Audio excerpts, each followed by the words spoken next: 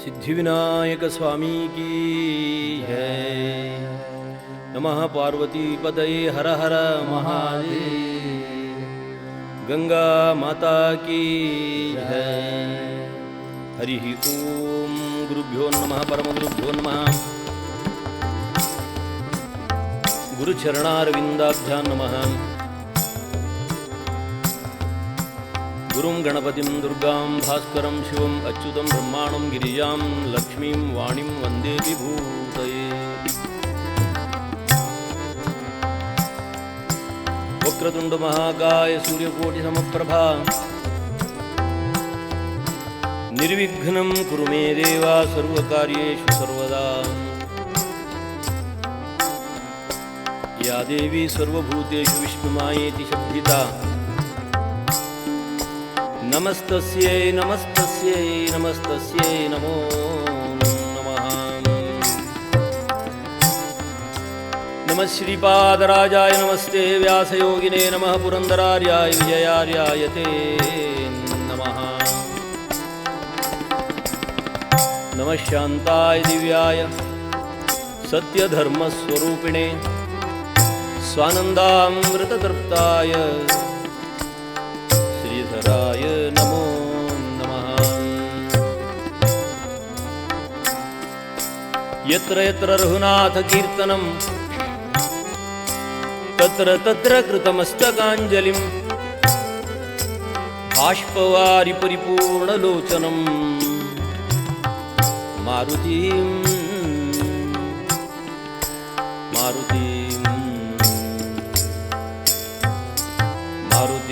नमत राक्षसान्तकं। बन्धविघ्नकळेयो गणनाथ बन्धविघ्नकळेयो गणनाथ देव ವಂದಿಪೆ ನಿನಗೆ ಗಣನಾಥ ದೇವ ವಂದಿಪೆ ನಿನಗೆ ಗಣನಾಥ.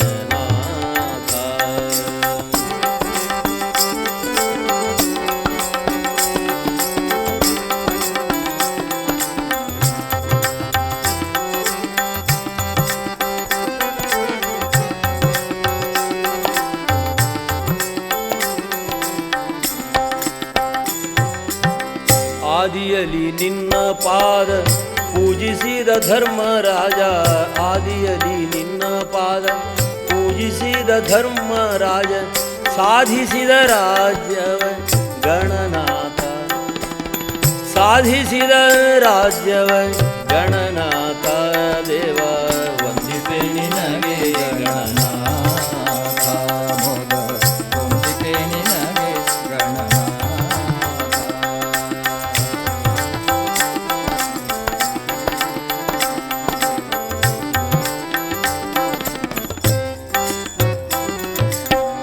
ಹಿಂದೆ ರಾವಣನು ಮದದಿಂದ ನಿನ್ನ ಪೂಜಿಸದೆ ಹಿಂದೆ ರಾವಣನು ಮದದಿಂದ ನಿನ್ನ ಪೂಜಿಸದೆ ಸಂಧಾನು ರಾವಣ ಗಣನಾಥ ದೇವ ಸಂಧಾನು ರಾವಣ ರಣದಿ ಗಣನಾಥ ದೇವ ವಂದಿಪೆ ನಿನಗೆ ಗಣನಾಥ ದೇವ ವಂದಿಪೆ ನಿನಗೆ ಗಣನಾಥ.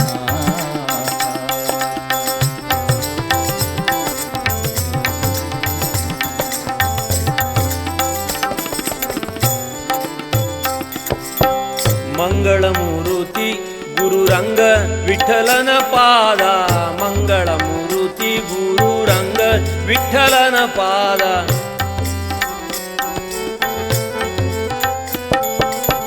ಮಂಗಳಮೂರುತಿ ಗುರುರಂಗ ವಿಠಲನ ಪಾದ ಹಿಂಗದೆ ಭಜಿಪೆ ಗಣನಾಥ ಗಣನಾಥ ಹಿಂಗದೆ ಭಜಿಪೆ ಗಣನಾಥ ಗಣನಾಥ ವಂದಿಪೆ ನಿನಗೆ ಗಣನಾಥ ಮೊದ ವಂದಿಪೆ ನಿನಗೆ ವಂದಿಪೆ ನಿನಗೆ ವಂದಿಪೆ ನಿನಗೆ ಗಣನಾಥ.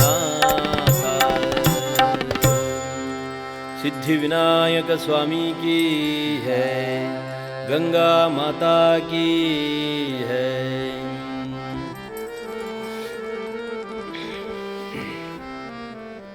ಹರಿಪದ ನಖದಿಂದ ಹರಿದು ಬಂದಳೆ ಗಂಗೆ ಹರಿಪದ ನಖದಿಂದ ಹರಿದು ಬಂದಳೆ ಗಂಗೆ, ಪರಮ ಭಾಗವತರ ಸಂಗವ ಕೊಡು ತುಂಗೆ, ಪರಮ ಭಾಗವತರ ಸಂಗವ ಕೊಡು ತುಂಗೆ. ಭಾಗ್ಯವ ಕೊಡೆ ಗರತಿ ಭಾಗೀರಥಿ, ಭಾಗ್ಯವ ಕೊಡೆ ಗರತಿ ಭಾಗೀರಥಿ, ಭಾಗ್ಯವ ಕೊಡೆ ಗರತಿ ಭಾಗೀರಥಿ, ಭಾಗ್ಯವ ಕೊಡೆ ಗರತಿ. ಕಾಶಿ ಪಟ್ಟಣದಲ್ಲಿ ವಾಸವಾಗಿರುತ್ತಿ, ಕಾಶಿ ಪಟ್ಟಣದಲ್ಲಿ ವಾಸವಾಗಿರುತ್ತಿ, ಈಶಾದ್ಯರಿಗೆ ಮಹಾವರವನ್ನ ಕೊಡುತ್ತಿ, ಈಶಾದ್ಯರಿಗೆ ಮಹಾವರವನ್ನ ಕೊಡುತ್ತಿ. ಭಾಗ್ಯವ ಕೊಡೆ ಗರತಿ ಭಾಗೀರಥಿ, ಭಾಗ್ಯವ ಕೊಡೆ ಗರತಿ.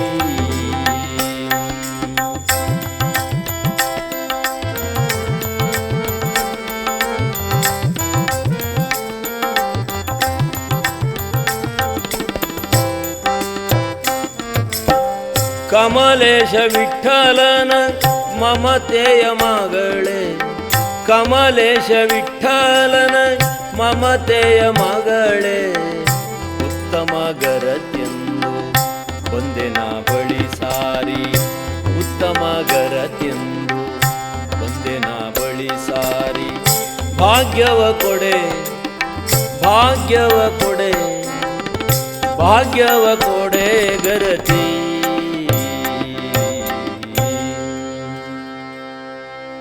ಗಂಗಾ ಗೀತಾ ಚ ಗಾಯತ್ರಿ, ಗೋವಿಂದೋ ಗರುಡಧ್ವಜಃ, ಚತುರ್ಗಕಾರ ಸಂಯುಕ್ತಃ, ಪುನರ್ಜನ್ಮ ನ ವಿದ್ಯತೆ. ಸನಾತನ ಹಿಂದೂ ಧರ್ಮದಲ್ಲಿ 4ಕ್ಕೆ ವಿಶೇಷವಾದ ಸ್ಥಾನವನ್ನು ಕೊಟ್ಟಿದ್ದಾರೆ. ಪ್ರಧಾನವಾಗಿ ಗಂಗೆ ಲೋಕಪಾವನೆ, ಜಗತ್ತನ್ನು ಉದ್ಧಾರ ಮಾಡಿದವಳು, ಜಟಾಜೂಟ ವಿಹಲಿತೆ, ಶಿವನ ಜಟಾಜೂಟ ವಿಹಲಿತೆ, ವಿಷ್ಣುಪಾದೋದ್ಭವೆ, ಕಲಿಮಲಾಪಹಾರಿಣಿ. ಆ ಲೋಕಪಾವನೆಯಾದಂಥ ಗಂಗೆ, ದೇವಗಂಗೆ, ಭೂಗಂಗೆ, ಪಾತಾಳ ಗಂಗೆ, ಹೀಗೆ ತ್ರಿಪಥದಲ್ಲಿ ತಾನು ಸಾಗಿ ಲೋಕವನ್ನೇ ಪುನೀತಗೊಳಿಸಿದಂಥ ದಿವ್ಯವಾದಂಥ ಪಾವನೆಯಾದಂಥ ಜಗಜ್ಜನನಿ ಆದಿಶಕ್ತಿ ಮಹಾಮಾಯೆ ಗಂಗಾ ಮಾತಾ. ಆ ಲೋಕ ಪಾವನೆ ಜಗಜ್ಜನನಿ ಇಂದು ಸನಾತನ ಪರಂಪರೆಯಲ್ಲಿ ಪ್ರತಿಯೊಬ್ಬರ ಮನೆಯಲ್ಲಿ ಆ ಗಂಗೆಯನ್ನು ಇಟ್ಟು, ಅಂತ್ಯಕಾಲದಲ್ಲಿ ನನ್ನ ಬಾಯಿಗೊಂದು ಗಂಗೆ ಬಿಂದು ಬಿತ್ತು ಅಂತಂದರೆ ನನ್ನ ಜನ್ಮ ಸಾರ್ಥಕ ಎಂಬುದಾಗಿ ಭಾವಿಸುವಂಥ ಪವಿತ್ರವಾದಂಥ ಪರಂಪರೆ ನಮ್ಮದು. ಗಂಗಾ ಗೀತಾ ಚ ಗಾಯತ್ರಿ, ಗೋವಿಂದೋ ಗರುಡಧ್ವಜಃ, ಚತುರ್ಗಕಾರ ಸಂಯುಕ್ತಃ, ಪುನರ್ಜನ್ಮ ನ ವಿದ್ಯತೆ. ಲೋಕಪಾವನೆ ಅವಳು. ಆ ನಿಮಿತ್ತವಾಗಿ ವಿಷ್ಣು ಪಾದೋದ್ಭವೆಯಾದಂಥ ಆಕೆಯನ್ನು ಸ್ಮರಣೆ ಮಾಡೋಣ. ನಮ್ಮ ಜನ್ಮ ಸಾರ್ಥಕವಾಗ್ತಿದೆ ಎಂಬುದಾಗಿ ಆ ಭಾವನೆ ನಮ್ಮ ಹಿಂದೂಗಳಲ್ಲಿ ಇಂದು ಉಂಟು. ಹಾಗಾಗಿ ಮನೆಯಲ್ಲಿ ದೇವರ ಪೀಠದಲ್ಲಿ ಲೋಕಪಾವನೆಯಾದ ಗಂಗೆಯನ್ನು ಸ್ಥಾಪನೆ ಮಾಡುವಂತಹ ಒಂದು ಕೈಂಕರ್ಯವನ್ನು ನಮ್ಮ ಋಷಿಮುನಿಗಳು ಅದನ್ನು ಹಾಕಿಕೊಟ್ಟಿದ್ದಾರೆ. ಅದಕ್ಕೆ ದಾಸರಂತಾರೆ, ಒಂದು ದಳ ಶ್ರೀ ತುಳಸಿ ಬಿಂದು ಗಂಗೋದಕ, ಇಂದಿರಾ ರಮಣ ನಿನಗೆ ಅರ್ಪಿತವೆನಲೋ. ಒಂದು ದಳ ಶ್ರೀ ತುಳಸಿ ಬಿಂದು ಗಂಗೋದಕ, ಇಂದಿರಾ ರಮಣಗೆ ಅರ್ಪಿತವು ಎನಲೋ.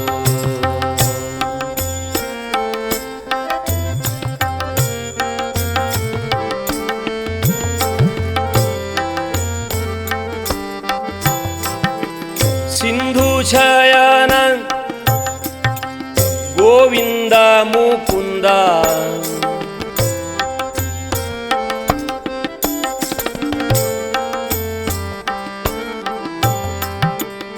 ಒಂದು ದಳ ಶ್ರೀ ತುಳಸಿ ಬಿಂದು ಗಂಗೋದಕ. ಆ ಪಾವನೆಯನ್ನು, ಲೋಕಪಾವನೆಯಾದ ಗಂಗೆಯ ವೈಭವವನ್ನು ಮನಮನಕ್ಕೆ ಮನೆ ಮನೆಗೆ ಮುಟ್ಟಿಸಿದಂಥ ಕೀರ್ತಿಯನ್ನು ದಾಸರು ವರ್ಣನೆ ಮಾಡ್ತಾರೆ. ಒಂದು ದಳ ತುಳಸಿ ಒಂದು ಬಿಂದು ಗಂಗೋದಕ, ಅಷ್ಟೊಂದು ಮಹತ್ವವನ್ನು ಕೊಡುವಂಥ ಪಾವನಳಾದಂಥ ಗಂಗೆಯ ವೈಭವವನ್ನು ಭಾಗವತದಲ್ಲಿ ತೃತೀಯ ಸ್ಕಂಧದಲ್ಲಿ ಆ ದಿವ್ಯವಾದಂಥ ಮಹಿಮೆಯನ್ನು 24ನೇ ಅಧ್ಯಾಯದಲ್ಲಿ ಅತಿ ವೈಭವವಾಗಿ ಗುಣಗಾನ ಮಾಡಿದ್ದಾರೆ. ಲೋಕಪಾವನಿ ಗಂಗೆಯ ಮಹಿಮೆಯನ್ನು ವೈಭವವನ್ನು ಸ್ಮರಣೆ ಮಾಡುವಂಥ ಎಲ್ಲ ಭಕ್ತವರಿಂದ ಈ ದಿವ್ಯವಾದ ಮಹಿಮೆಯನ್ನು ಚಿಂತನೆಯನ್ನು ಮಾಡಿ ಪುನೀತರಾಗೋಣ ಎಂಬ ಸ್ಮರಣೆ ಮಾಡ್ತಾ, ಜಗಜ್ಜನನಿ ಗಂಗಾ ಮಾತಾಗಿ ಜೈ. ನಮಃ ಪಾರ್ವತೀಪತಯೇ ಹರ ಹರ ಮಹಾದೇವ. ಅಯೋಧ್ಯ ನಾಮ ನಗರಿ ನಗರಿ, ಅಯೋಧ್ಯ ನಾಮ ನಗರಿ ನಗರಿ, ಮನು ನಿರ್ಮಿತ ನಗರಿ, ಮನು ನಿರ್ಮಿತ ನಗರಿ, ಅಯೋಧ್ಯ ನಾಮ ನಗರಿ ನಗರಿ, ಮನು ನಿರ್ಮಿತ ನಗರಿ.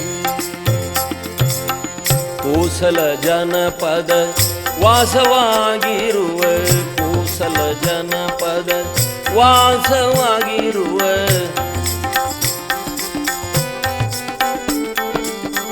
ಅಯೋಧ್ಯ ನಾಮ ನಗರಿ ನಗರಿ, ಮನು ನಿರ್ಮಿತ ನಗರಿ ನಗರಿ, ಮನು ನಿರ್ಮಿತ ನಗರಿ, ನಗರಿ ಮನು ನಿರ್ಮಿತ ನಗರಿ, ನಗರಿ ಮನು ನಿರ್ಮಿತ ನಗರಿ. ಕೋಸಲ ಜನಪದ ವಾಸವಾಗಿರುವ, ಕೋಸಲ ಜನಪದ ವಾಸವಾಗಿರುವ, ಕೋಶಧಾನ್ಯ ಸಮೃದ್ಧಿ ತುಂಬಿರುವ, ಕೋಶಧಾನ್ಯ ಸಮೃದ್ಧಿ ತುಂಬಿರುವ, ಭೂಸುರರಾಶೀರ್ವಾದದಿ ಪುರ ಮೆರೆಯುವುದೋ ಆ ಸರಯೂ ತೀರ, ಮೆರೆಯುವುದೋ ಆ ಸರಯೂ ತೀರ.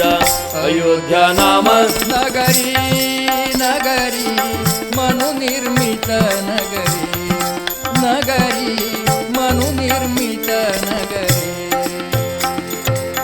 ಜಗಿಸುವ ಸಿರಿ ಕರದ ಕನ್ನಡಿಯೋ, ಜಗದೊಳಗಿಲ್ಲದ ಸ್ವರ್ಣ ಗರಡಿಯೋ, ನಗಜ ರಮಣನ ರಜತದ ಗಿರಿಯೋ, ನಾಗ ನಗರಿಯ ಪ್ರಭೆಗಿಮ್ಮಡಿಯೋ. ಅಯೋಧ್ಯ ನಾಮ ನಗರಿ ನಗರಿ, ಮನು ನಿರ್ಮಿತ ನಗರಿ, ನಗರಿ ಮನು ನಿರ್ಮಿತ ನಗರಿ, ಅಯೋಧ್ಯ ನಾಮ ನಗರಿ ನಗರಿ, ಮನು ನಿರ್ಮಿತ ನಗರಿ. ಕೋಸಲ ಜನಪದ ವಾಸವಾಗಿರುವ, ಭೂಸುರರಾಶೀರ್ವಾದದಿ ಪುರ, ಅಯೋಧ್ಯ ನಾಮ ನಗರಿ ನಗರಿ, ಅಯೋಧ್ಯ ನಾಮ ನಗರಿ ನಗರಿ, ಅಯೋಧ್ಯ ನಾಮ ನಗರಿ. ಭವ್ಯವಾದಂಥ ನಗರ, ಭೂಖಂಡದಲ್ಲಿ ಅಯೋಧ್ಯೆ ಮನು ನಿರ್ಮಿತವಾದ ನಗರ. ಸೂರ್ಯವಂಶದ ದೊರೆ ಸಗರ ಚಕ್ರವರ್ತಿ, ಮಹಾಪರಾಕ್ರಮಿ, ಜೀವನದುದ್ದಕ್ಕೂ ಆಧ್ಯಾತ್ಮ ಸಾಧನೆಯನ್ನು ಮಾಡುವಂತಹ ಸಗರ.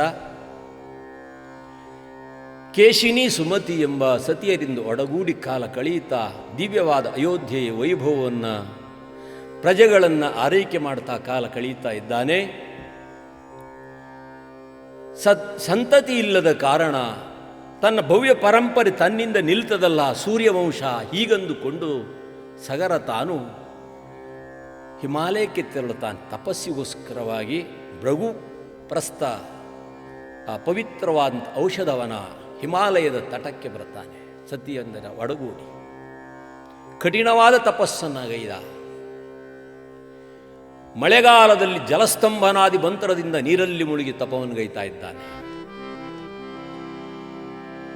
ಬೇಸಿಗೆಯಲ್ಲಿ ಸುತ್ತ ಪಂಚಾಗ್ನಿಯನ್ನು ಹೊತ್ತಿಸಿ ನಭೋಮಂಡಲದತ್ತ ಸೂರ್ಯಮಂಡಲದತ್ತ ದೃಷ್ಟಿಯನ್ನು ಇಟ್ಟು ಓಂ ಬ್ರಹ್ಮದೇವಾಯ ನಮಃ, ಓಂ ಬ್ರಹ್ಮದೇವಾಯ ನಮಃ, ಓಂ ವಾಣಿ ಹಿರಣ್ಯಗರ್ಭಾಭ್ಯಾ ನಮಃ. ಅಹೋರಾತ್ರಿ ಕಠಿಣವಾದ ತಪವನ್ನು ಗೈದಿರೋಣ. ಬ್ರಹ್ಮದೇವರು ಧಾವಿಸಿದರು. ಭೃಗು ಮಹರ್ಷಿಗಳ ಮೂಲಕವಾಗಿ ದಿವ್ಯವಾದ ಆಶೀರ್ವಾದವನ್ನು ಕೊಡಿಸಿದರು. ನಿನಗೆ ಸಂತತಿಯಾಗುವುದೆಂಬುದಾಗಿ ಅನುಗ್ರಹ ಮಾಡಿ ಕಳುಹಿದ್ದಾರೆ. ಅದೇ ರೀತಿ ದಂಪತಿಗಳಿಗೆ ಸಂತತಿ, ಹಿರಿಯ ಹೆಂಡತಿಯಾದಂಥ ಕೇಶಿನಿಗೆ ಅಂಶುಮಂತ ಎಂಬ ಮಗ. ಸುಮತಿಗೆ 60,000 ಸಂತತಿ. ಹೀಗೆ ಸಂತಸದಿಂದ ಸಗರ ಕಾಲ ಕಳೆಯುವಂಥ ಕ್ಷಣ ಅವನಿಗೆ ಅಶ್ವಮೇಧ ಯಾಗವನ್ನು ಸಂಕಲ್ಪ ಮಾಡ್ತಾನೆ. 99 ಅಶ್ವಮೇಧ ಯಾಗವನ್ನು ನಡೆಸಿದ್ದ. ಕೊನೆಯದಾಗಿ 100ನೇ ಅಶ್ವಮೇಧ ಯಾಗವನ್ನು ಮಾಡಿದವನಿಗೆ ಚಕ್ರವರ್ತಿ ಪದವಿ ಪ್ರಾಪ್ತಿಯಾಗ್ತದೆ. ಶಾಸ್ತ್ರದಲ್ಲಿ ವರ್ಣಿಸಿದಂತೆ ಆ ನಿಮಿತ್ತವಾಗಿ ಸಗರ ಚಕ್ರವರ್ತಿ ಸಂಕಲ್ಪ ಮಾಡಿದ 100ನೇ ಅಶ್ವಮೇಧ ಯಾಗವನ್ನು ಸಂಕಲ್ಪ ಮಾಡಿ ಕುದುರೆಯನ್ನು ಅಭಿಮಂತ್ರಣ ಮಾಡಿಬಿಟ್ಟಿದ್ದಾನೆ ಭೂಮಂಡಲದತ್ತ. ಈ 100ನೇ ಅಶ್ವಮೇಧವನ್ನು ಪೂರ್ತಿ ಮಾಡಿದರೆ ಇಂದ್ರ ಪಟ್ಟ ಪ್ರಾಪ್ತಿ ಆಗ್ತದೆ, ಚಕ್ರವರ್ತಿ ಪಟ್ಟ ಪ್ರಾಪ್ತಿ ಆಗ್ತದೆ. ಹೀಗಂದು ಅರಿತಂಥ ಇಂದ್ರ ಅಸೂಯೆಯಿಂದ ಇನ್ನೇನು ಕೊನೆಯದಾಗಿ ಪುರಪ್ರವೇಶ ಮಾಡುತ್ತದೆ ಅನ್ನುವಂಥ ಅಶ್ವವನ್ನು ಕಾಣೆಯಾಗಿಸಿಬಿಟ್ಟ. ಈ ನಿಮಿತ್ತವಾಗಿ 60,000 ಪುತ್ರರು ಭಯಗೊಂಡರು. ಈ ಕೈಂಕರ್ಯವನ್ನು ಯಾರು ಮಾಡಿದರು ಎಂಬುದಾಗಿ ತಿಳಿಯದೆ ಅಶ್ವವನ್ನು ಹುಡುಕುವುದಕ್ಕಾಗಿ ಇಡೀ ಭೂಮಂಡಲವನ್ನೆಲ್ಲ ವ್ಯಾಪಿಸಿ ಶೋಧನೆ ಮಾಡಿದರು. ಎಲ್ಲಿಯೂ ಸಹ ಅಶ್ವ ಸಿಗಲಿಲ್ಲ. ಸಗರ ಚಕ್ರವರ್ತಿ ಇದರಲ್ಲಿ ತಾನು ಕಂಕಣ ಕಟ್ಟಿದ್ದ, ವ್ರತನಿಷ್ಠನಾಗಿದ್ದ. ಈ ವ್ರತ ಪೂರ್ತಿಯಾಗದಿದ್ದರೆ ತನ್ನ ಪರಂಪರೆ, ತನ್ನ ಸಂಸಾರ ವ್ಯರ್ಥವಾಗ್ತದಲ್ಲ. ಹೀಗೆಂದು ಚಿಂತನೆ ಮಾಡಿ ಅದೇ ಕೊರಗಿನಲ್ಲಿ ತಾನು ಇಹಲೋಕ ಯಾತ್ರೆಯನ್ನು ಪೂರೈಸಿಬಿಟ್ಟ ಸಗರ ಚಕ್ರವರ್ತಿ. ತಮ್ಮ ತಂದೆಯ ಮಾತನ್ನು ನಡೆಸಬೇಕೆಂಬುದಾಗಿ 60,000 ಮಂದಿ ಇಡೀ ಭೂಮಂಡಲವನ್ನೆಲ್ಲ ವ್ಯಾಪಿಸಿ ಸಂಚಾರ ಮಾಡಿದ್ದು. ಎಲ್ಲಿಯೂ ಸಹ ಅಶ್ವ ದೊರೆಯಲಿಲ್ಲ. ಆಗಲೇ ಪಾತಾಳ ಲೋಕದತ್ತ ಗುಹೆಯನ್ನು ಕಂಡರು, ದಾರಿಯನ್ನು ಕಂಡರು, ಅತ್ತಧಾವಿಸಿದರು. ಅಲ್ಲಿ ಪಾತಾಳದಲ್ಲಿ ಕಪಿಲ ಮಹರ್ಷಿಗಳು ಧ್ಯಾನದಲ್ಲಿ ಕೂತಿದ್ದರು. ಇಂದ್ರದೇವ ಈ ಕುದುರೆಯನ್ನು, ಅಶ್ವವನ್ನು ತೆಗೆದುಕೊಂಡು ಹೋಗಿ ಅವರ ಹಿಂದೆ ಕಟ್ಟಿಟ್ಟಿದ್ದ. 60,000 ಮಂದಿ ಧಾವಿಸಿದರು. ಈ ಅಶ್ವವನ್ನು ಕಂಡರು. ಇವನೇ ಅಶ್ವಕಳ್ಳ ಎಂಬುದಾಗಿ ಕಪಿಲ ಮಹರ್ಷಿಗಳ ಮೇಲೆ ಮುನ್ನುಗ್ಗಿ ಹೋಗುವಂಥ ಕ್ಷಣ ಧ್ಯಾನದಲ್ಲಿ ಕೂತಂಥ ಕಪಿಲರು ದೃಷ್ಟಿ ಮಾತ್ರದಿಂದ 60,000 ಮಂದಿಯನ್ನು ಸುಟ್ಟು ಭಸ್ಮ ಮಾಡಿಬಿಟ್ರು. ಆಗಲೇ ಇನ್ನೊಬ್ಬ ಮಗ, ಕೇಶಿನಿಯ ಮಗ ಅಂಶುಮಂತ, ತನ್ನ ಸಹೋದರರ ಸಾವನ್ನು ತಿಳಿಯುತ್ತಲೇ ಅವರ ಮೋಕ್ಷಕ್ಕಾಗಿ ಏನು ಮಾರ್ಗ ಎಂಬುದಾಗಿ ಬಹಳ ಪ್ರಯತ್ನ ಮಾಡಿದ. ತನ್ನ ಜೀವನವನ್ನು, ಸಾಧನೆಯನ್ನು ಅದಲ್ಲೇ ಪೂರೈಸಿ ಯಹಲೋಕ ಯಾತ್ರೆಯನ್ನು ಪೂರೈಸಿದ. ಅಂಶುಮಂತನ ಮಗ ಅಸಮಂಜಸ. ಅವನು ತನ್ನ ಪಿತೃಗಳ ಉದ್ಧಾರಕ್ಕಾಗಿ ಶ್ರಮಪಟ್ಟ.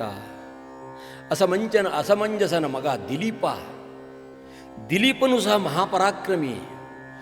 ತಾನೂ ಸಹ ಪ್ರಯತ್ನಪಟ್ಟ. ತನ್ನ ಪಿತೃಗಳ ಉದ್ಧಾರಕ್ಕೋಸ್ಕರವಾಗಿ ಪಿತ್ರಾಂತರ್ಗತ ವಾಸುದೇವ ಜನಾರ್ದನನನ್ನು ಪ್ರಾರ್ಥನೆ ಮಾಡ್ತಾನೆ. ಆದರೂ ತನ್ನಿಂದ ಸಾಧ್ಯವಾಗಲಿಲ್ಲವಾದ ಕಾರಣ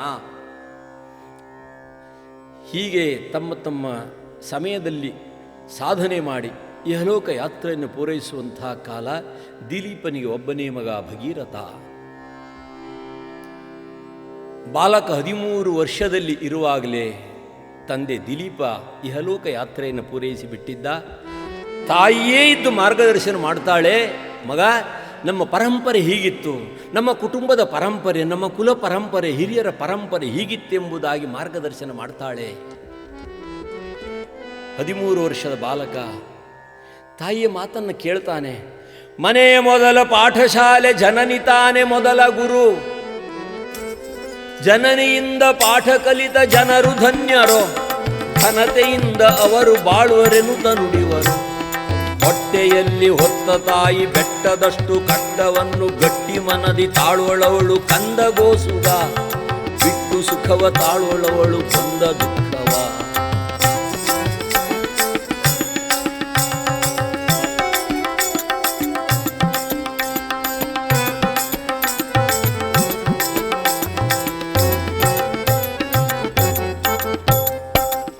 ಮಾತೃದೇವೋ ಭವ, ಜನನಿ ಜನ್ಮ ಭೂಮಿಶ್ಚ ಸ್ವರ್ಗಾದಪಿ ಗರಿಯಸಿ. ತಾಯಿ 13 ವರ್ಷದ ಬಾಲಕ ಭಗೀರಥನಿಗೆ ತನ್ನ ಪಿತೃಗಳ ಚಿಂತನೆಯನ್ನು ಮಾರ್ಗದರ್ಶನ ಮಾಡ್ತಾಳೆ. 60,000 ಮಂದಿ ಪಾತಾಳದಲ್ಲಿ ಕಪಿಲ ಮಹರ್ಷಿಗಳ ದೃಷ್ಟಿ ಮಾತ್ರದಿಂದ ಸುಟ್ಟು ಬೂದಿಯಾದಂಥ ಸ್ಥಿತಿಯನ್ನು ಅರಿತಂಥ ಭಗೀರಥ ಸಂಕಲ್ಪ ಮಾಡಿದ. ಹೇಗಾದರೂ ಮಾಡಿ ತನ್ನ ಪಿತೃಗಳ ಉದ್ಧಾರವನ್ನು ಮಾಡಬೇಕು, ಅವರನ್ನು ಉತ್ತಮವಾದಂಥ ಕ್ಷೇತ್ರದಲ್ಲಿ ಭಗವತ್ಪಾದಕ್ಕೆ ಸಲ್ಲಿಸಬೇಕೆಂಬುದಾಗಿ, ಸಮರ್ಪಣೆ ಮಾಡಬೇಕೆಂಬುದಾಗಿ ಆತ್ಮೋನ್ನತಿಗೋಸ್ಕರವಾಗಿ ಪ್ರಯತ್ನ ಮಾಡ್ತಾನೆ. ಮಾವನಾದಂಥ ಗುರುತ್ಮಂತ ಗರುಡ ಮಾರ್ಗದರ್ಶನ ಮಾಡಿದ ಭಗೀರಥ. ಇವರ ಆತ್ಮೋದ್ಧಾರಕ್ಕೆ ಒಂದೇ ಒಂದು ಮಾರ್ಗ, ದೇವಗಂಗೆಯನ್ನು ಭೂತಳಕ್ಕೆ ಕರೆತಂದು ಆ ಪಾತಾಳಕ್ಕೆ ಕರೆದುಕೊಂಡು ಹೋಗಿ ತ್ರಿಪಥಗ ಆಕೆ 3 ಸ್ಥಿತಿಯಲ್ಲಿ ಹರಿಯುವಂಥ ಸಾಮರ್ಥ್ಯವುಳ್ಳವಳು, ದೇವಗಂಗೆಯಾಗಿ, ಭೂಗಂಗೆಯಾಗಿ, ಪಾತಾಳ ಗಂಗೆಯಾಗಿ ಆ ಭಸ್ಮ ರಾಶಿಯ ಮೇಲೆ ಗಂಗೋದಕ ಬಿತ್ತು ಅಂತಂದರೆ ಅವರ ಆತ್ಮ ಉನ್ನತಿಗೆ ದಿವ್ಯವಾದಂಥ ಮಾರ್ಗ ಅದೊಂದೇ ಇದೆ. ಹೀಗಂದು ಮಾರ್ಗದರ್ಶನ ಮಾಡ್ತಾನೆ ಗರುಡದೇವ. ಭಗೀರಥ ನಿರ್ಣಯಿಸಿದ ಈ ಕಾರ್ಯವನ್ನು ಪ್ರಯತ್ನ ಮಾಡಿ ಸಾಧನೆ ಮಾಡಿ ತಪಸ್ಸಿನಿಂದ ಮಾಡಲೇಬೇಕೆಂಬುದಾಗಿ ನಿರ್ಣಯಿಸಿಬಿಟ್ಟ. ತನ್ನ ಎಲ್ಲ ಕಾರ್ಯದ ಭಾರವನ್ನು, ರಾಜ್ಯದ ಕಾರ್ಯಭಾರವನ್ನೆಲ್ಲ ದೂರವಾಗಿಸಿಕೊಂಡ ತಪವನ್ನು ಗೈತಾನೆ. ಕೈಲಾಸಗಿರಿಗೆ ತೆರಳಿದ. ಓಂ ನಮಃ ಶಿವಾಯ, ಓಂ ನಮಃ ಶಿವಾಯ ಭಗವಂತನನ್ನು ಪ್ರಾರ್ಥನೆ ಮಾಡಿದ. ಈಗ ಭೂತಳಕ್ಕೆ ಗಂಗೆಯನ್ನು ತರೋದು ಹಾಗೆ ಹೇಗೆ ತರೋದು ಗಂಗೆಯನ್ನು? ಬ್ರಹ್ಮನ ಕುರಿತು ತಪಸ್ಸು ಮಾಡಿ ಮಾರ್ಗದರ್ಶನ ಪಡೆಯುತ್ತಾನೆ. ದೇವಗಂಗೆಯನ್ನು ಭೂತಳಕ್ಕೆ ತರುವುದಾದರೆ ಬಹಳ ಕಠಿಣವಾದ ಪ್ರಯತ್ನ ಮಾಡಬೇಕಪ್ಪ. ಭೂಮಿ ಇದನ್ನು ಸಹಿಸಲಿಕ್ಕೆ ಸಾಧ್ಯವಿಲ್ಲ. ಆ ದೇವಲೋಕದಿಂದ ಭೂಮಿಗೆ ಬರುವಂತಹ ಸಮಯ, ಈ ಭೂಮಿ ಅದನ್ನು ಧರಿಸುವ ಸಾಮರ್ಥ್ಯ ಇಲ್ಲವಾದ ಕಾರಣ ನೀನು ಪರಶಿವನನ್ನು ಪ್ರಾರ್ಥನೆಯನ್ನು ಮಾಡು. ಆ ದೇವಗಂಗೆ ಪರಶಿವನ ದಿವ್ಯವಾದಂಥ ಜಡೆಯಿಂದ ಇಳಿದು ಆಮೇಲೆ ನಿನ್ನ ಸೇವೆಯಂತೆ ಆ ಸೇವಾ ಕೈಂಕರ್ಯಕ್ಕೆ ಆ ಪಿತೃಗಳ ಆತ್ಮೋನ್ನತಿಗೋಸ್ಕರವಾಗಿ ಧಾವಿಸ್ತಾಳೆ. ಹೀಗಂದು ಬ್ರಹ್ಮದೇವರು ಮಾರ್ಗದರ್ಶನ ಮಾಡಿದರು. ಆ ಮೂಲಕವಾಗಿ ದೇವಗಂಗೆಯನ್ನು ಪ್ರಾರ್ಥನೆ ಮಾಡಿದ್ದಾನೆ. ಗಂಗೆಯೂ ಒಪ್ಪಿದ್ದಾಳೆ. ಈಗ ಶಿವ ತಾನು ಈ ಕೈಂಕರ್ಯವನ್ನು ನಡೆಸಬೇಕಲ್ಲ, ಹಾಗಾಗಿ ಶಿವ ಕೈಲಾಸಗಿರಿಯಲ್ಲಿ ನಿಂತಿದ್ದಾನೆ. ದೀರ್ಘವಾದಂಥ ತನ್ನ ಕೇಶರಾಶಿಯನ್ನು ಹರವಿದ್ದಾನೆ. ಶಿವನಿಗೆ ಆಗಲೇ ತಿಳಿದಿತ್ತು ಈ ಸಮಯ ದೇವಲೋಕದಿಂದ ಧಾವಿಸುವಂಥ ಗಂಗೆಗೆ ಸಾತ್ವಿಕ ಅಹಂಕಾರವಿತ್ತು. ನನ್ನನ್ನು ಸಾಮರ್ಥ್ಯವನ್ನು ತಡೆಯುವಂಥವ್ರು ಯಾರೂ ಇಲ್ಲ ಇಲ್ಲಿ, ಹೀಗಂದು ಆಕೆ ಯೋಚನೆ ಮಾಡಿದ್ಲು. ಇದನ್ನು ಅರಿತಂಥ ಪರಶಿವ ತನ್ನ ಹರವಿದಂಥ ಜಡೆಯನ್ನು ವಿಸ್ತರಿಸಿದ. ಅಷ್ಟೇ ಅಲ್ಲ, ದಶದಿಕ್ಕುಗಳಿಗೂ ತನ್ನ ದಿವ್ಯವಾದಂಥ ಶರೀರವನ್ನು ವ್ಯಾಪಿಸಿಬಿಟ್ಟ. ಶಂಕರ ಹುಂಕರಿಸಿದನೋ, ಪ್ರಳಯಂಕರನಾದನು ಭವನೋ. ಈ ದಿವ್ಯವಾದಂಥ ಸ್ಥಿತಿಯಲ್ಲಿ ಎಲ್ಲ ದೇವಾದಿದೇವತೆಗಳೆಲ್ಲ ಅಂಬರದಲ್ಲಿ ಇಂಬಿಲ್ಲವಂತೆ ದೇವದೇವ ಎಲ್ಲ ದೇವತೆಗಳು ತಮ್ಮ ತಮ್ಮ ವಿಮಾನದಲ್ಲಿ ತುಂಬಿ ಕೂತಿದ್ದಾರೆ ಈ ದೃಶ್ಯವನ್ನು ನೋಡೋದಕ್ಕೆ. ಋಷಿಮುನಿಗಳೆಲ್ಲ ಸೇರಿದ್ದಾರೆ, ಮುಕ್ಕೋಟಿ ದೇವತೆಗಳು ಸೇರಿದ್ದಾರೆ. ದೇವಗಂಗೆ ತಾನು ಶಿವನ ಜಡೆಯಿಂದ ಇಳಿದು ಭೂತಳಕ್ಕೆ ಬರುವ ನಿಮಿತ್ತವಾಗಿ ಬರುವಂಥ ಸಮಯವನ್ನು ನೋಡಬೇಕೆಂಬುದಾಗಿ ದೇವಿ ಪಾರ್ವತಿಯು ನಿಂತಿದ್ದಾಳೆ. ಯಾಕಂದರೆ ಗಂಗೆಯ ರಭಸ ಅಷ್ಟೊಂದಿತ್ತು. ದೇವಗಂಗೆ ಆ ನಿಮಿತ್ತವಾಗಿ ಶಿವ ತನ್ನ ಶಕ್ತಿಯನ್ನು ವಿಸ್ತಾರಗೊಳಿಸಿಬಿಟ್ಟ.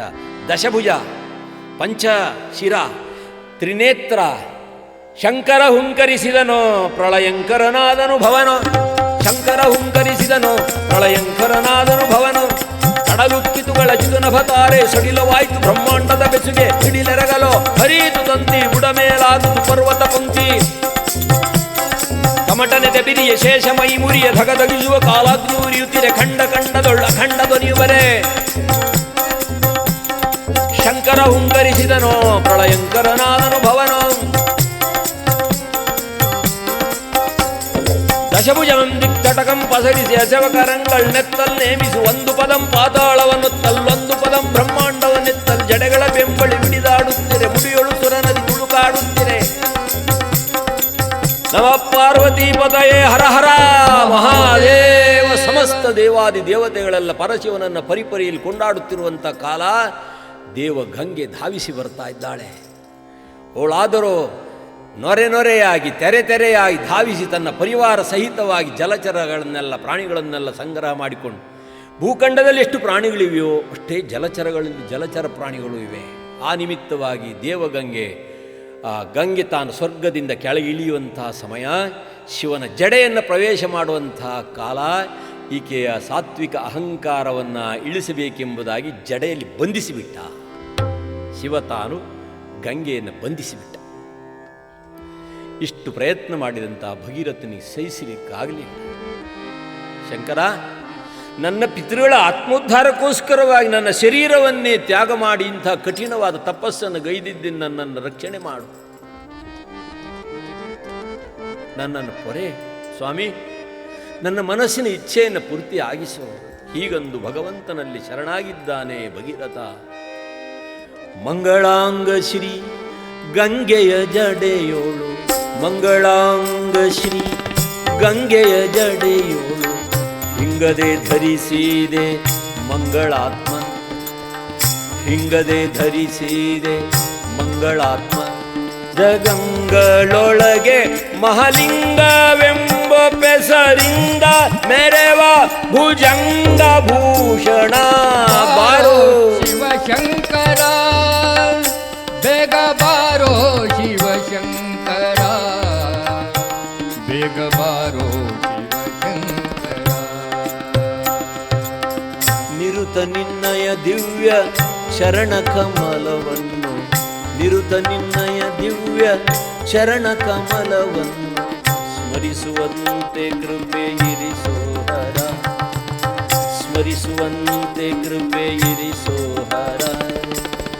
ಸರಸಿಜಾಕ್ಷ ಇದು ತರವಲ್ಲ ನಿನ್ನಯ ಮೊರೆಯ ಹೊಕ್ಕ ನಿಜ ಶರಣರ ಪೊರೆಯೋ. ಬಾರೋ ಶಿವ ಶಂಕರ, ಬೇಗ ಬಾರೋ ಶಿವಶಂಕರ, ಬೇಗ ಬಾರೋ ಶಿವಶಂಕರ. ನೀಲಕಂಠ ನಿಗಮಾಗಮ ಸನ್ನಿತ ಪಾಲ ನೇತ್ರ ಪಾರ್ವತಿ ಪತೀಶಾ, ಈಶ ಕ್ಲೇಶ ಭವನಾಶ ಸರ್ವೇಶ ಶೇಷ ಭೂಷಣ ನಮಃ ಶಿವಾಯ.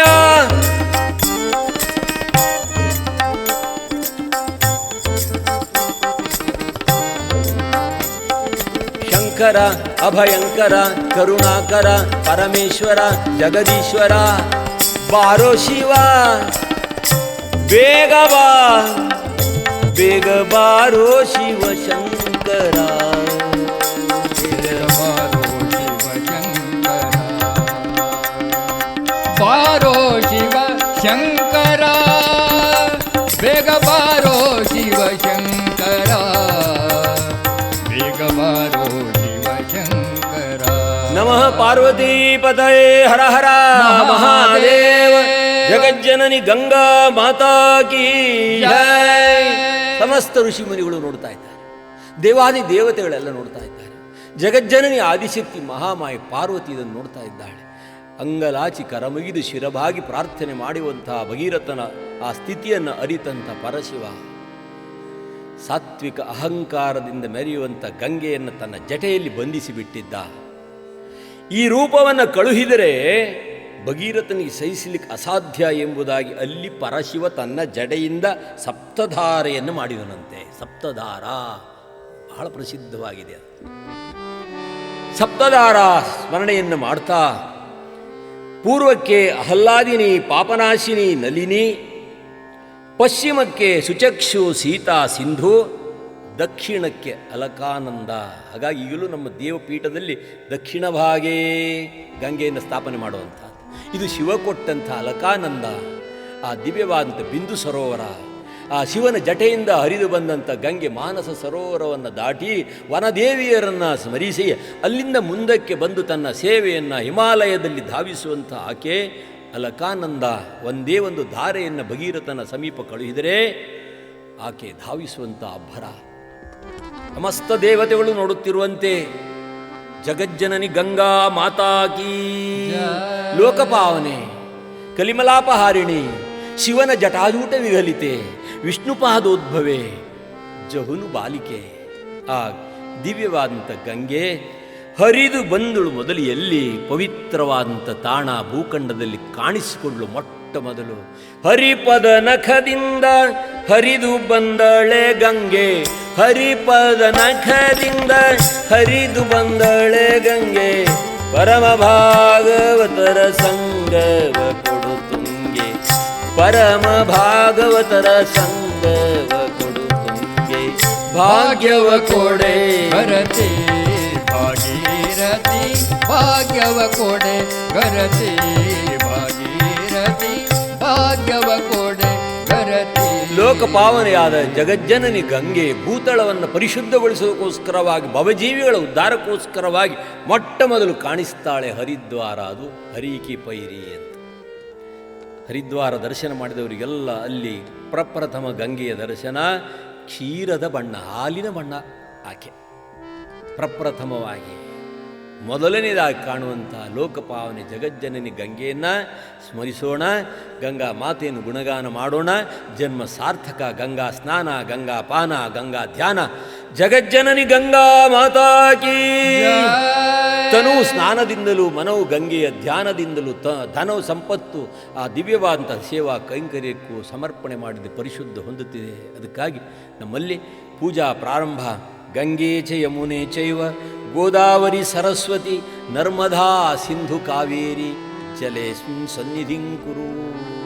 ಮೊಟ್ಟ ಮೊದಲು ಗಂಗೆಯನ್ನು ಸ್ಮರಿಸಿ ಯಾವುದೇ ದೇವ ಕಾರ್ಯ ಪೂಜಾ ಕಾರ್ಯ ಕೈಂಕರ್ಯ ಮಾಡುವಾಗ ಆ ಕಲಶವನ್ನು ತುಂಬಿ ಗಂಗೆಯನ್ನು ಸ್ಮರಿಸಿ ಈ ಪವಿತ್ರವಾದ ಭೂಖಂಡದಲ್ಲಿ ನೀನು ಎಲ್ಲಿದ್ದರೂ ಸಹ ಅದು ನಿನ್ನ ಸ್ಥಾನ ಎಂಬುದಾಗಿ ನಮ್ಮಲ್ಲಿಂದು ಋಷಿ ಪರಂಪರೆ ಸನಾತನ ವೈದಿಕ ಪರಂಪರೆಯನ್ನು ಗುರುತಿಸಿ ಸ್ಮರಿಸಿ ಭಕ್ತಿಯಿಂದ ಶ್ರದ್ಧೆಯಿಂದ ಭಾವನೆಯಿಂದ ಯಾವುದೇ ಹಬ್ಬ ಹರಿದಿನಗಳಲ್ಲಿ ಮೊಟ್ಟ ಮೊದಲು ಗಂಗೆಯನ್ನು ತುಂಬೋದು. ಕೋಳಿ ಕೂಗದ ಮುನ್ನ, ಭಕ್ತ ಜನರೆಲ್ಲ ಏಳುವ ಮುನ್ನ, ಕಾಗೆ ಕೂಗದ ಮುನ್ನ ಗಂಗೆಯನ್ನು ತುಂಬಿಸಿ ಪೂಜೆ ಮಾಡುವಂಥ ಕೈಂಕರ್ಯ ನಮ್ಮಲ್ಲಿ ಗಂಗಾಷ್ಟಮಿ. ಅಂದು ಪ್ರಗಟಳಾದಳು ಭೂಖಂಡಕ್ಕೆ ಪ್ರಪ್ರಥಮವಾಗಿ ದೇವಗಂಗೆ ಭೂಗಂಗೆಯಾದಳು. ಅಲ್ಲಿಂದ ಮುಂದಕ್ಕೆ ಧಾವಿಸ್ತಾಳೆ. ರಭಸವಾಗಿ ಧಾವಿಸಿದಳು. ಈಗಲೂ ನೀವು ಹರಿದ್ವಾರದಲ್ಲಿ ಪ್ರಥಮವಾಗಿ ಗಂಗೆಯನ್ನು ದರ್ಶನ, ಮೊಣಕಾಲು ನೀರಿದ್ರೂ ಅಲ್ಲಿ ನಿಲ್ಲೋದು ಬಹಳ ಕಠಿಣ, ಅಷ್ಟೊಂದು ರಭಸವಾಗಿದೆ.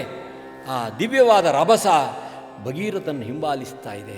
ತನ್ನ ಪಿತೃಗಳ ಉದ್ಧಾರಕ್ಕೋಸ್ಕರವಾಗಿ ನನ್ನ ಕಾರ್ಯ ಸಾರ್ಥಕವಾಯಿತೆಂಬುದಾಗಿ ಅವಸರವಾಗಿ ಆ ಗಂಗೆಯನ್ನು ಕರೆತರುತ್ತಾ ಇರುವಂಥ ಕಾಲ. ಮುಂದಕ್ಕೆ ಬಂದರೆ ಜಹುನು ಮಹರ್ಷಿಗಳು ಧ್ಯಾನದಲ್ಲಿ ಕೂತಿದ್ದಾರೆ. ಅತಿರಭಸವಾಗಿ ಬಂದಂಥ ಗಂಗೆ ಅಲ್ಲಿ ತನ್ನ ರೂಪವನ್ನು ಚಿಕ್ಕದಾಗಿಸಿಕೊಂಡಳು. ಯಾಕೆಂದರೆ ಅವರು ಬಹಳ ಶ್ರೇಷ್ಠದಾದಂಥ ಧ್ಯಾನವನ್ನು ಋಷಿಮುನಿಗಳು, ಶಾಪಾನುಗ್ರಹ ಶಕ್ತಿ ಉಳ್ಳವರು.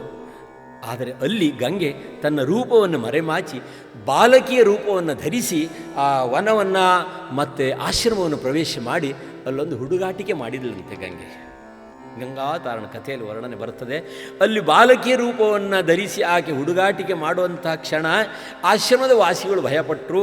ಆಮೇಲೆ ಧ್ಯಾನದಲ್ಲಿದ್ದಂತಹ ಜಹುನು ಮಹರ್ಷಿಗಳು ಈಕೆಯ ಈ ಲೀಲೆಯನ್ನು ಕಂಡು ಆ ಗಂಗೆಯನ್ನು ಆಪೋಷಣ ತೆಗೆದುಕೊಂಡು ಹಿಂದೆ ಬರುತ್ತಿರುವಂಥ ಗಂಗೆಯನ್ನು ಕಂಡು ಮುಂದೆ ಸಾಗುವಂಥ ಭಗೀರಥನಿಗೆ ಹಿಂತಿರುಗಿ ನೋಡ್ತಾನೆ. ಗಂಗೆ ಕಾಣೋದೇ ಇಲ್ಲ. ಇಷ್ಟು ಪ್ರಯತ್ನ ಮಾಡಿದರೂ ವ್ಯರ್ಥವಾಯಿತಲ್ಲ ಹೀಗಂದುಕೊಂಡು ಆತ ಹಿಂತಿರುಗಿ ನೋಡ್ತಾನೆ. ಧ್ಯಾನ ದೃಷ್ಟಿಯಿಂದ ನೋಡಿದ ಜಹುನು ಮಹರ್ಷಿಗಳು ಲೋಕಪಾವನೆಯಾದ ಗಂಗೆಯನ್ನು ಆಪೋಷಣವನ್ನು ತೆಗೆದುಕೊಂಡು ಬಿಟ್ಟಿದ್ದಾರೆ. ಹೀಗೆ ಅರಿತು ಓಡೋಡಿ ಬಂದು ಜಹುನಿ ಮಹರ್ಷಿಗಳ ದಿವ್ಯವಾದ ಚರಣಕ್ಕೆ ವಂದಿಸಿದ.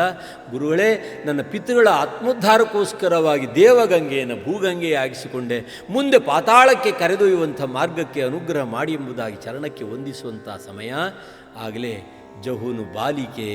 ಜಹುನು ಮಹರ್ಷಿಗಳು ಅನುಗ್ರಹ ಮಾಡ್ತಾರೆ. ಇವನ ಭಕ್ತಿಯನ್ನು ಕಂಡು ಅಲ್ಲಿ ಅನಿಸಿಕೊಳ್ಳುತ್ತಾಳೆ ಆ ಬಾಲಿಕೆ.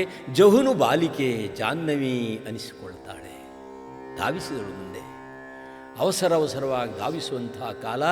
ಪಾತಾಳಕ್ಕೆ ಹೋಗುವಂಥ ಮಾರ್ಗವನ್ನು ಭಗೀರಥ ತಾನೇ ಮುಂದಾಗಿ ಧಾವಿಸಿದ. ಕಪಿಲ ಮಹರ್ಷಿಗಳ ಸಾನ್ನಿಧ್ಯಕ್ಕೆ ಬರ್ತಾನೆ.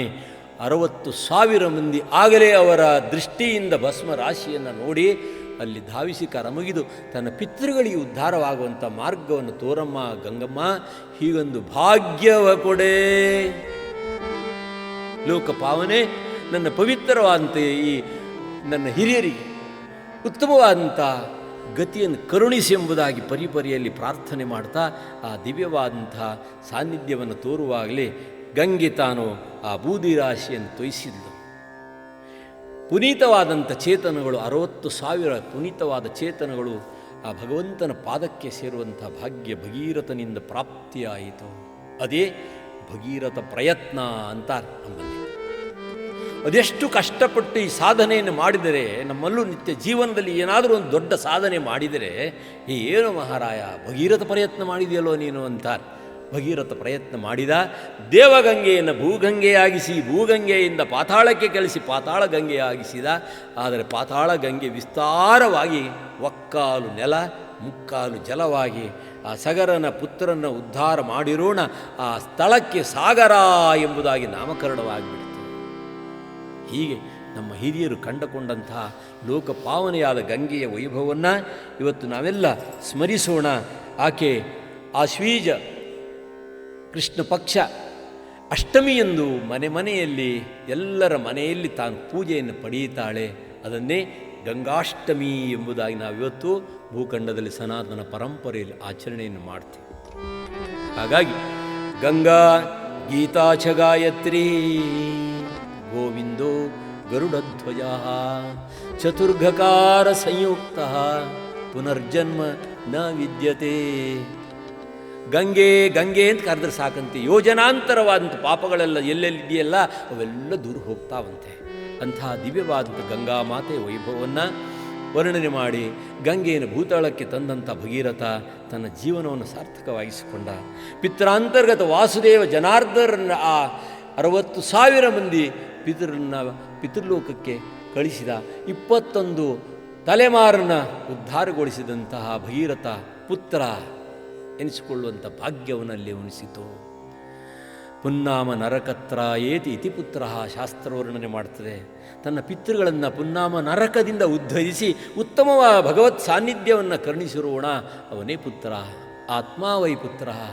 ಯಾರು ತಂದೆಯ ಆತ್ಮಸ್ವರೂಪವೇ ಪುತ್ರನಾಗಿ ಜನನವಿತ್ತಾನೆ ಎಂಬುದಾಗಿ ಶಾಸ್ತ್ರವು ಮಾರ್ಗದರ್ಶನ ಮಾಡ್ತದೆ.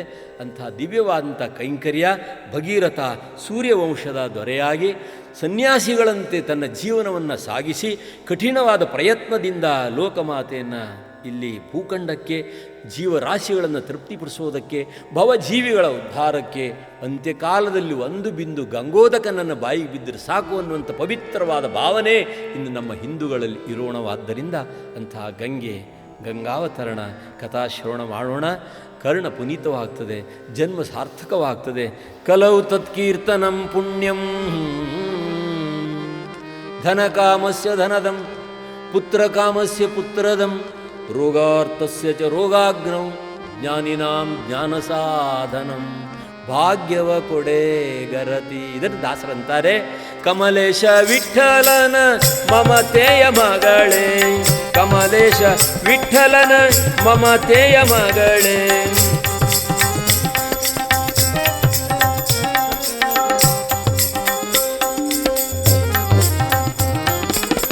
ಭಾಗ್ಯವ ಕೊಡೆ ಗರತಿ ಭಾಗೀರಥಿ, ಭಾಗ್ಯವ ಕೊಡೆ ಗರತಿ ಭಾಗೀರಥಿ, ಭಾಗ್ಯವ ಕೊಡೆ ಗರತಿ ಭಾಗೀರಥಿ, ಭಾಗ್ಯವ ಕೊಡೆ ಗರತಿ.